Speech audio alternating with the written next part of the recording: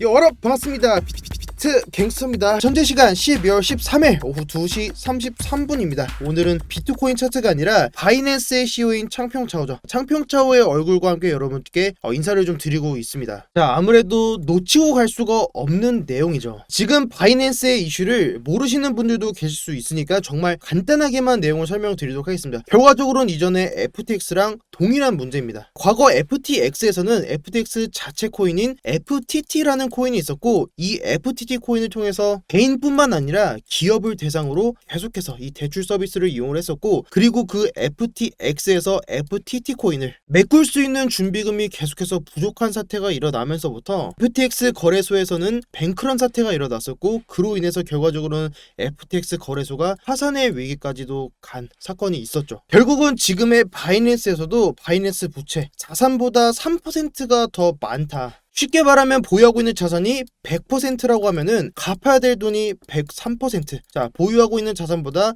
갚아야 될 돈이 더 많다라는 소리죠. 공식적으로 바이낸스에서는 준비금 증명보고서를 공개했지만 우리가 실질적으로 원하는 이 재무 구조에 대해서는 여전히 불투명하다는 지적이 나오고 있습니다. 결국은 바이낸스에서는 우리 투자자들이 확신을 줄 수 있는 그런 의미 있는 정보는 아직은 공개되고 있지 않은 게 지금의 문제인데, 이 문제에 대해서 바이낸스의 CEO인 창평자오는 과거의 FTX의 뽀글이랑 비슷하게 트위터를 통해서 나는 지금의 퍼드를 무시를 하고 있다. 자, 우리는 나아가고 있다라는 트위터 내용을 좀 업로드한 내용이 있습니다. 하지만 저는 지금 이 내용이 사실이든 아니든 전 지금 이 내용이 중요하지는 않을 거라고 보고 있습니다. 혹은 만약에 지금의 이 사실이 정말 사실이라고 한들 103%의 이 채무가 내일 당장 100% 현금화하지 않는 이상 지금의 이 채무는 크게 문제가 되지 않을 수도 있습니다. 네, 제가 지금 중요하게 보고 있는 건 시장의 심리입니다. 저는 지금의 바이낸스 이슈의 진위 여부를 떠나서 이 내용에 따라 시장이 어떻게 반응하고, 그리고 그 반응하는 시장의 내용이 있다라면은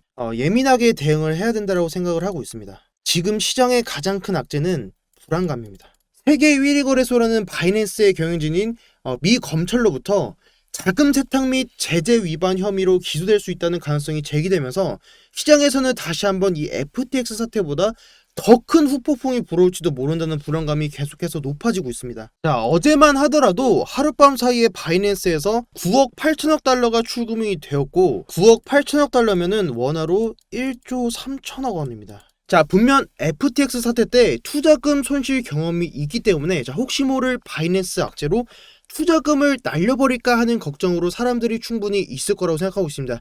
그리고 그 작용이 지금 눈앞에 보이는 1조 3천억 원. 이렇게 큰 금액이면은 개인 물량만 있지는 않을 거라고 좀 생각을 하고 있습니다. 자, 괜찮다라고 하는 사람들도 혹시 모르니 일부라도 빼놓자라고 생각하는 분들도 분명 계실 거라고 생각하고 있고, 지금의 이 문제가 지금 바이낸스의 가장 큰 문제라고 저는 보고 있습니다. 결국은 투자자들의 투자금이 거래소에서 이탈되면서 유동화에 대한 위기, 유동화에 대한 위기가 온다면은 저는 지금의 이 문제는 FTX랑 별반 다를 게 좀 없을 거다라고 좀 보고 있습니다. 자, 그렇기 때문에 바이낸스에서 정확한 이 재무 구조에 대해서 빠른 시일 내에 공개하지 않는다면 바이낸스뿐만 아니라 바이낸스 관련 코인인 BNB 코인 역시도 좀 계속해서 이 하락세를 면치는 못하지 않을까, 좀 이렇게 시장을 좀 바라보고 있고, 네, 혹시라도 지금 바이낸스 거래소에 일부 자금을 좀 보유하고 계신 분들이 있다고 하면은 지금은 좀 안전한 지갑의 형태로 자금을 이동하시고 지금의 이 불안감, 이 불안감이 좀 해소가 되면은 그때 다시 거래소를 좀 사용하시는 게 낫지 않을까, 좀 이렇게 좀 거래소 이슈를 좀 보고 있습니다. 자, 그럼 다시 비트코인으로 넘어오면, 제가 오늘 오전에 비트갱스터 텔레그램 방에도 공유를 드렸지만 전 지금의 이 하단 추세 라인, 이 하단 추세 라인을 깨지 않는다면 전 이 직전 나와줬던 이 고점 라인은 한 번은 넘겨주는 상승은 나와줄 거라고 보고 있습니다. 그리고 올라와주는 이 상승이 직전에 나와줬던 여기가 지금 달러 기준으로 여기가 17.2K, 17.26K인데 17.26K를 넘지 않는 선에서 4시간 봉에서 하락 다이버던스가 이렇게 걸려주면서 자, 이 하단 추세 라인까지 가는 이런 하락은 좀 나와줄 거라고 좀 보고 있고, 현재 구간에서는 저도 직전에 나왔던 이 고점 라인을 손절 라인 잡고 여기서는 한 번쯤은 좀 숏을 도전해 보려고 합니다. 좀 손익비가 괜찮기 때문에 제 기준에서는 상승보다는 하락이 더 유리한 자리로 보고 있고, 혹시라도 변경되는 내용이나 진입하는 포지션이 생기게 되면은 가장 빠르게는 비트겐서 텔레그램 방에다가 좀 공유를 드리도록 하겠습니다. 그리고 제가 말했던 이전의 관점이랑 좀 동일하게 보고 있습니다. 중단기적인 관점으로는 지금 나와줬던 지금 이 채널, 자, 이 채널의 하단부를 깨는 하락이 나와준다라고 하면은 결과적으로는 이 채널의 하단부를 테스트하라는 움직임을 나와주겠지만, 지금의 채널의 하단부를 저항받고 좀 떨어지는 이런 하락을 좀 기대해보고 있습니다. 네, 여기서 하락이 나와준다면 1차로 보고 있는 목표값이 16.7K, 그리고 2차는 16.2K를 보고 있습니다. 결과적으로는 아직까지는 큰 그림에서 봤을 때, 4시간 봉으로 봤을 때 지금 나와주는 이 움직임이 여기서 시작되는 상승, 새로운 상승을 출발하는 시작인지 혹은 여기서 내려온 이 하락에 대한 반등인지가 중요할 텐데, 저는 지금 내려와준 이 하락에 대한 반등분으로 보고 있고, 저는 적어도 여기서 나와줬던 15.5K죠. 15.5K를 깨는 하락은 한 번은 좀 나올 거라고 보고 있습니다. 자, 그리고 제가 보고 있는 진입 자리는 이 채널의 하단부를 이탈하는 하락과 여기를 테스트하러 올라가는 이 움직임에서 여기서 숏 포지션을 좀 잡아볼 예정이고, 혹은 반대로 현재 구간에서 반등이 나와준다면 이 라인을 돌파하지 못하는 상승에서 여기서 숏을 한번 좀 도전해 볼 예정입니다. 자, 만약에 반대로 여기서 제가 말씀드렸던 이 관점이 아니라 올라간다라고 하면은 지금 나와준 여기 고점 자리가 17.36K입니다.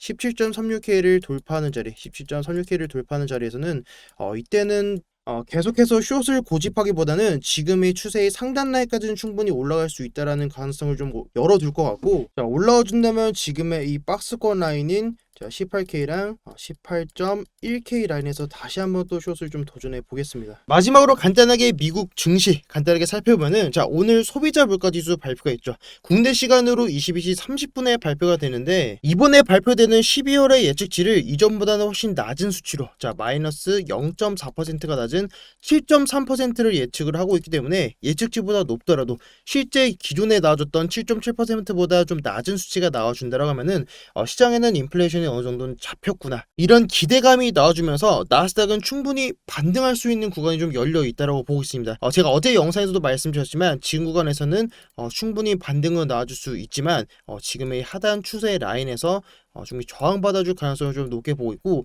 현재 구간에서도 충분히 반등은 나와주겠지만 현재 가격 기준으로 플러스 1%에서 2% 구간, 반등이 나오더라도 지금 이 추세 위로 일본 캔들이 올려놓지 않는 이상은 저는 충분히 지금 구간은 윗꼬리만 남겨두고 충분히 하락이 좀 나올 수 있는 그런 자리로 보고 있습니다. 저번에도 말씀드렸지만 고점을 3번 덤펴준 전형적인 상승형 패턴이 나와줬기 때문에, 이런 상승형 패턴이 나와줬기 때문에 눌려주더라도 지금의 이 10,000포인트, 이 라인만 깨지 않는다면 추가적으로 다시 한번 이 고점을 돌파하는 정말 강한 상승을 우리가 좀 기대해 볼 수 있다라고 말씀드렸었고, 우리가 봐야 될 자리는 이 매물대 라인이라고 말씀을 드렸었죠. 네, 전 지금도 관점 동일하게 보고 있고, 제가 이번 주 월요일 그리고 화요일, 이번 주를 계속해서 좀 기다려보자, 좀 이런 말씀을 계속해서 드리는 것 같은데, 오늘 22시 30분에 발표되는 CPI랑 그리고 내일 모레 발표되는 FOMC의 금리 결정, 분명 한 방향으로 크게 베팅하시는 분들이 많을 거라고 좀 생각하고 있습니다. 하지만 저는 현재 구간에서는 방향성이 나오더라도 윗꼬리 아랫꼬리를 달면서 개인들의 물량을 털어먹는 그런 움직임은 분명 나올 거라고 보고 있습니다.